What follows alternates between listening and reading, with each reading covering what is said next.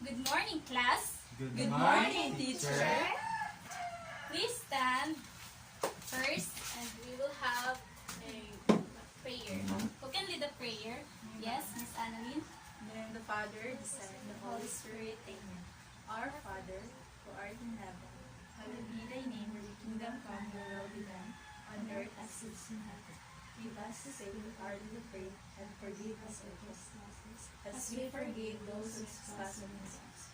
And lead us not into temptation, but deliver us from evil. Amen. The Father, the Son, and the Holy Spirit. Amen. Okay, please sit down. Thank you. How are you today? We're fine, teacher. Okay, very good. So, is anyone absent? No, No. ma'am. Oh, very good. So, you are perfect today. So, let's have a game. Are you excited for our game? Yes, teacher. All right. So, listen first, okay? I will group the class into 3 groups. So, this one is group 1, group 2, and group 3. So, each group should have 2 signs. So, this is the positive and the negative sign. When I give the sentence, all you have to do is to raise whether it is positive or negative. So, the group who will earn a highest points will be the winner or will be announced as a winner. So, this one is for group 1, group 2, and group 3. So, are you ready? Yes, Yes, teacher. Okay. For the first sentence, Justin weight increased by 4. Is it positive or negative? Justin weight increased by 4. Is it positive or negative? What is your answer? Positive. Alright, positive. Number 2. The temperature today decreased by 6 degrees Celsius. The temperature today decreased by 6 degrees Celsius. Is it positive or negative? What is your answer? Negative, positive, negative. It is negative. Yay! Alright. Group 1 got a 2 points. Group 2, 1 point. Group 3, 2 points. So for the number 3, the elevator went up by 6 floors. Again, the elevator went up by 6 floors. Is it positive or negative? What is your answer? Positive. Very good. You get a perfect score. So, number 5. Pearly lost 20,000 pesos in casino. Is it positive or negative? Negative. Very good. So, who will get a highest points? Yes, group 1 and group 3. So, give them a 5 claps. Alright. Now, who can remember our last topic? Who can remember our last topic? Okay, Miss So, Elforte. our topic last meeting is to perform 2 or more different operations on whole numbers with or without exponents and grouping symbols. Okay, very good. Now, let's try if you really understand our last topic. So, I will give an expression and you will try to answer. It is just a review whether you have a understanding regarding to our last topic. Can you get your paper, any paper, scratch paper, and then answer those the following expressions. Then after that, we will try to answer.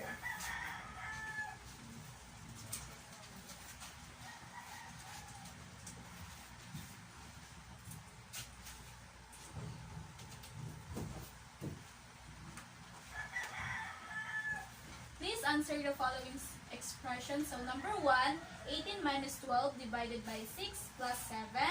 You will answer that in your paper. Then number 2, 6 squared divided by 3 times 2 plus 5 minus 1. Then number 3, 32 divided by 2 times 2 squared is equal to. Then number 4, 5 times 2 plus 1 is equal to. And lastly, 11 plus 3 minus 5 is equal to. Are you done answering? Yes, Yes, teacher. Okay, let's try to answer. Number 1, 18 minus 12 divided by 6 plus 7 is equal to. Who can answer? Yes, Miss Annalyn? 9, teacher. 9. So how will you, why your answer is 9? How will you, how will you answer that one?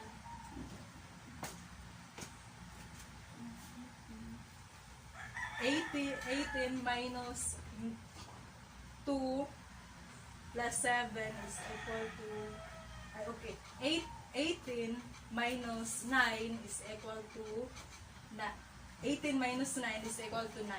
Okay, very good. Please clap your hands. Okay, number 2. 6 squared divided by 3 times 2 plus 5 minus 1 is equal to. Can answer. Okay, Miss Chrismy. So first, teacher, I divide 36 divided by 3 is equals to 12. And then bring down the 2 plus 5 minus 1.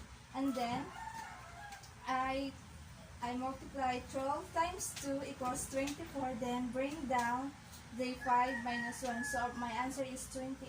Okay, very good. Please clap. Number 3. 32 divided by 2 times 2 squared is equal to. You can answer. Okay, Mr. Alfil. Is it 4, teacher? 4.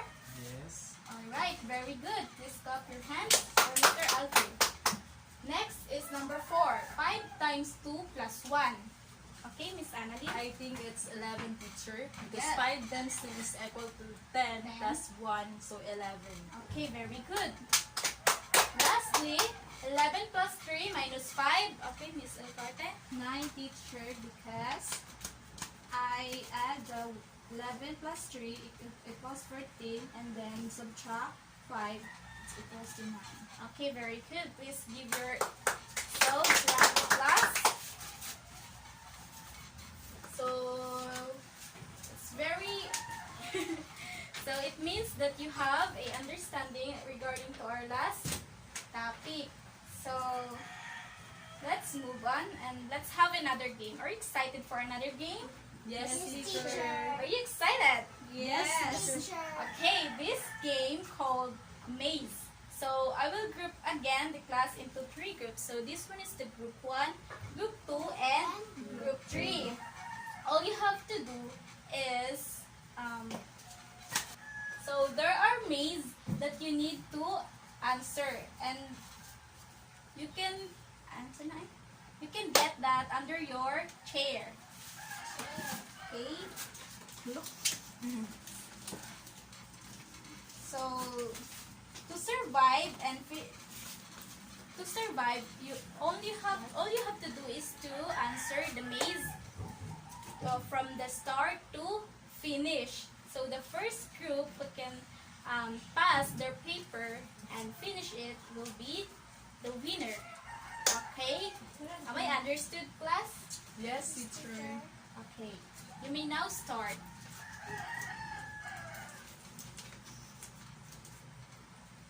So as you observe, there are expressions, numbers are there. All you have to do is to answer until you get the direction to going to finish.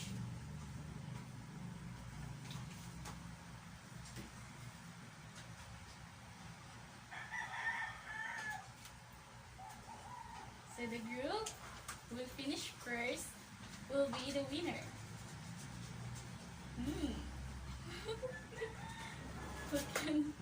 What group can finish their maze? Is it group 1, group 2, or group 3? Group 3.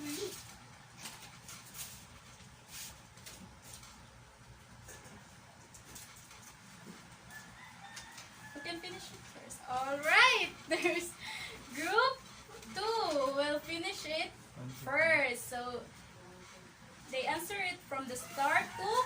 Finish. So, another group. Alright, the group 1 and the group 3. Okay, clap your hands. So, the group 2 will be the winner this time because they are the first group who can finish their maze. Now, what do you think our topic for today? Do you have any idea regarding, based on our activities earlier? Yes, Miss I think it's Annalyn? addition, teacher. Alright, addition. Subtraction, teacher. Alright, yes, both of you have an idea. Thank you. But our topic for today is describing set of integers identifies the real-life situation that makes use of integers. So before we start our discussion, let's set our rules. So what do you think are rules? Listen carefully. Listen carefully, yes. Stay focused. Stay focused. Avoid talking with seatmates. Yes, avoid talking to your seatmates. So can I expect that to you, class? Yes, teacher. So our topic for today is, Please read. Describing set of integers or identifies real-life situations that make use of integers. So what comes to your mind when you read integers? Positive and negative number. Yes, you There's have an a idea. set of numbers. Set of numbers, alright? So integers, if it is whole valued positive or negative numbers, or zero, are also called set of integers. Can you please read this one? Whole numbers greater than 0 are called positive integers. These numbers are to the right of 0 in the number line. So as you can see, it is a number line. Then the number greater than 0 are called positive integers. So those numbers here are called positive integers. So this one, Whole numbers less than 0 are called negative integers. These numbers are to the left of 0 in the number line. so on the left, less than 0 are called negative integers, or those numbers are negative numbers. So 0 is either positive or negative. So you can say that 0 is positive. It is positive and or also negative. So it is both. It is either positive or negative. So also integers has no fraction or decimals. So you can say that it is integers when the numbers is decimals, or there is a decimal points or fraction. Can you please read? Real life situations that can be represented using integers. So number 1 example. Gained weight of 2 kilograms. So the integers here is Positive 2. positive 2. So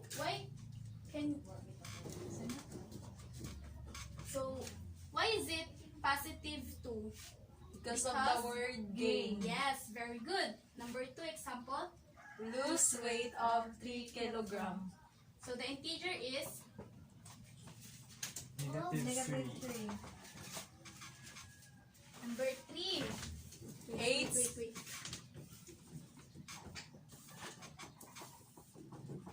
Number 3. 8 steps backward. So the integer here is Negative negative 8 because the word that they use is Backward. Number 4. Distance above sea level is 42. 42. So what is the integer here? 42. Positive 42. So remember, you have to be aware on the words that they use, like up, down, increase, decrease, forward, backward, gain, and lose. So another word's hint is above, below, deposited, withdrawn, adding, and dropping. So again, what do we call when the number is greater than 0? Positive integers. Yes, positive integers. So what do we call the numbers less than zero? Less than zero. Negative Yes, integers. negative integers. And the zero is either positive or negative. So next is we will having another activity. So this time I will group the class into two groups. So this one is the group 1 and the group 2. So all you have to do is to make a real life situation, at least one real life situation that makes use of integers. So am I understood, class? Yes, Yes, teacher. So after that, you will post it here and then we will try to explain your work. I will give you 1 minute to do your task.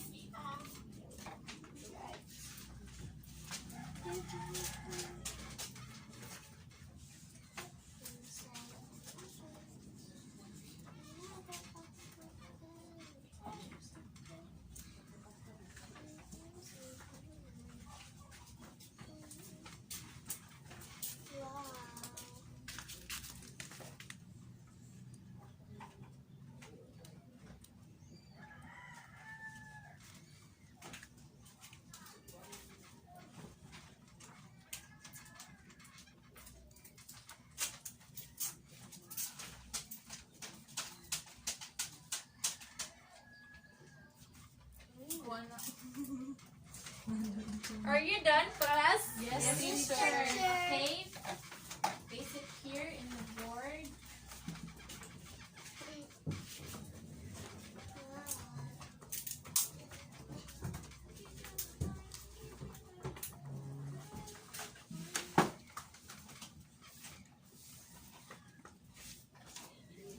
Group 1, can you please explain your work?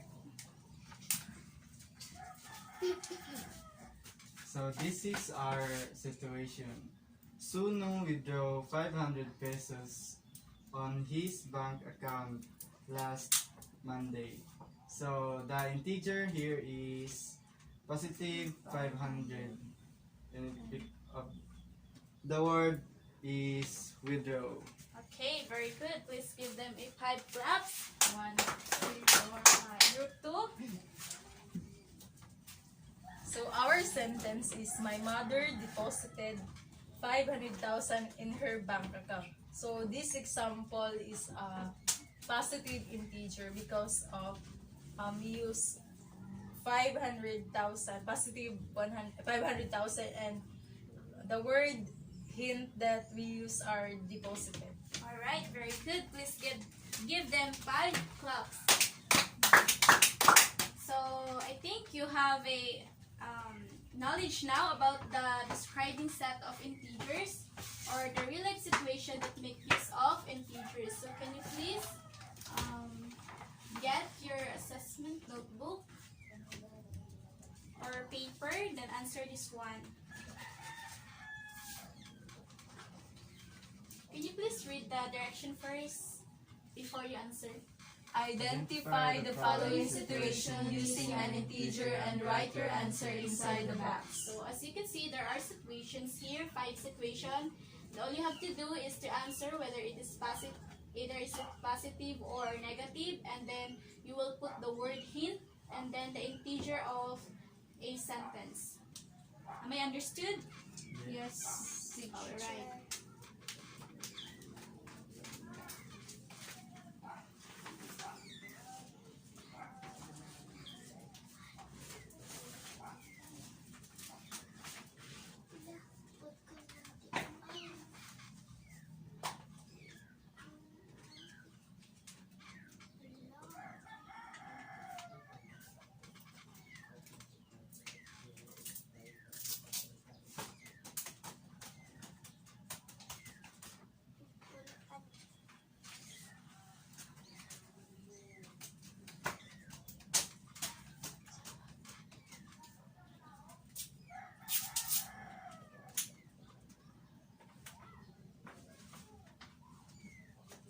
Are you done? Yes, Yes, teacher. teacher. Please pass your paper.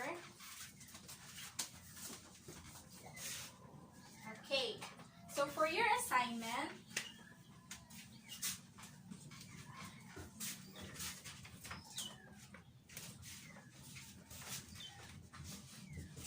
assignment notebook and write it in your paper. Please read the direction of your assignment. Make a real-life situation that happened in your surroundings and use integers. At least 5 situations. Write it to your assignment notebook. So you will make a real life situation that happens in your surroundings. So at least 5 situations, and then write it to your assignment notebook. Then you will pass it tomorrow. Okay? Yes, teacher. Okay, that's all for today, class. Goodbye. Goodbye and thank you, teacher.